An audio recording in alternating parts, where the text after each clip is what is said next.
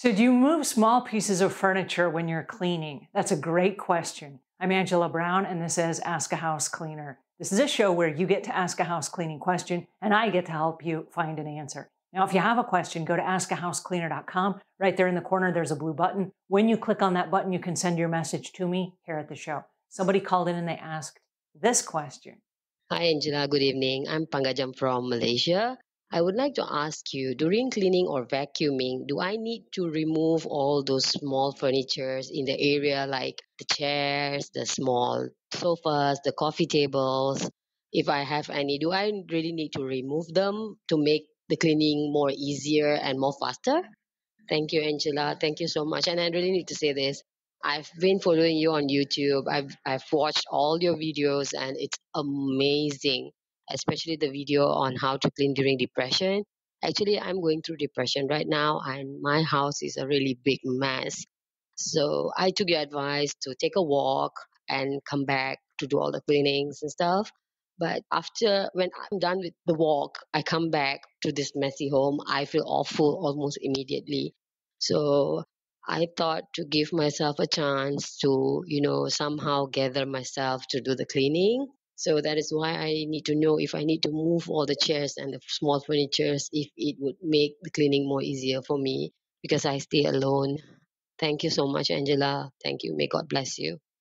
Alrighty, I love this question. And I got tricked because when I first heard the question, I thought that you were a house cleaner cleaning other people's houses. So the answer is yes. If the item is under 20 pounds and it's like a plant stand or a chair or something that you can easily move, yes, move it, vacuum underneath it, and then put it back.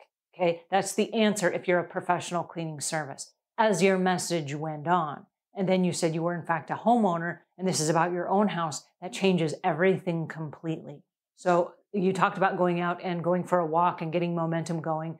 The reason that we recommend that for people that are in kind of a slump is because when you get out and you go walking, it removes you from the situation. So now you're out and about and your mind is on other things. It's kind of like out of sight, out of mind. So we've stepped away from the thing that causes the slump or the depression or the sadness. When we're out and about and we're walking, and I say walk as a brisk walk, that means like walk like you're late to go somewhere and you're in a hurry, right? Because when you do that, what happens is it starts the blood circulating through your body and it jumpstarts your lymphatic system. And all of a sudden oxygen is flowing to your brain and now you're in a different state of mind. So movement encourages movement. That's the whole reason for that. Then when you get home, you have all this movement going on in your body and oxygen is flowing and your blood is flowing and you're in a different headspace. Then you come back and you're like, whoa, wait a second, I can do something about this. And it encourages you to make a change. Okay, so do you move the furniture? The answer is yes, yes, yes, and yes. So if you have not cleaned for a while, you're probably due for a deep clean. Because of gravity and dust settling, dust can settle on the floors. Every time the door gets opened or the air conditioning kicks on, that can get moved around a little bit. So it's easy that it's settled underneath the furniture or behind the furniture. It might be on the baseboards or the walls behind the furniture. All that stuff could be dusted. And one of the things people don't realize, because dust is not like, it doesn't scream at you and it doesn't like make lots of noise and it's not attention grabbing. But what happens is when you breathe it, it can make your eyes water and it can make your nose stuffy and it can trigger allergies and all kinds of things that make you feel horrible that you don't even realize it's making you feel horrible. So the answer is yes. The earliest chance you have to go ahead and move the furniture and to vacuum underneath it and wipe down the baseboards and wipe down the walls and mop the floor and get all that dust picked up. And I'm not suggesting that your house is super dirty, but if it's been a while, chances are it could use a good cleaning. So it's nothing personal. It's just that the cleaner your house is, the better you will feel physically. And then every time you come in from that walk every single morning, you're going to come back to a different type of house. You're creating a new norm as you progress through this. So what happens when you come in from your walk and you have all this motion and energy flowing through your body, instead of coming in and feeling discouraged and like, oh, here I am again. What happens is you come in and you're like, yes, I can see the progress that I've made the last couple of days. And that inspires progression from day to day to day. So you build on top of the successes and you focus on the wins that you have, not just, oh, I've got so much to clean and my house is a wreck.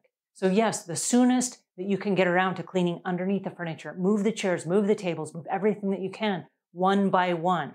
And if you need some help, call somebody for some help and have them come help you move the furniture. And just tell them, listen, for the last couple of years, I've been, working on some other stuff in my personal life. And right now I'm working on my house and I need somebody to help me move the furniture so I can clean underneath it. Are you that person? And can you come help me this Saturday? And when you ask family or friends for help, it's amazing how many people will jump through hoops to try to help you. So don't be afraid to ask for help, even if it's just a favor. Every once in a while, as humans, we have to call in a favor from a friend. I know, I'm one of these people. I really don't like calling in favors either. I don't like asking for help, but every time I do, I realize that the world did not end. No one thought less of me. They were like, sure, I'm happy to help you. And I was like, whoa, that was easy. And here I'd been putting it off and being afraid. And I'm independent and people shouldn't have to try to help me. You know what? People are happy to help. So ask for help if you need it. All right, I hope that helps just a little bit. I want to thank you for watching the show. I want to thank you for calling in, and I'm super happy to hear about your progress. So keep me posted also in the notes below or call back into the show. Keep me in the loop and let me know how this works for you. Alrighty, until we meet again, leave the world a cleaner place than when you found it.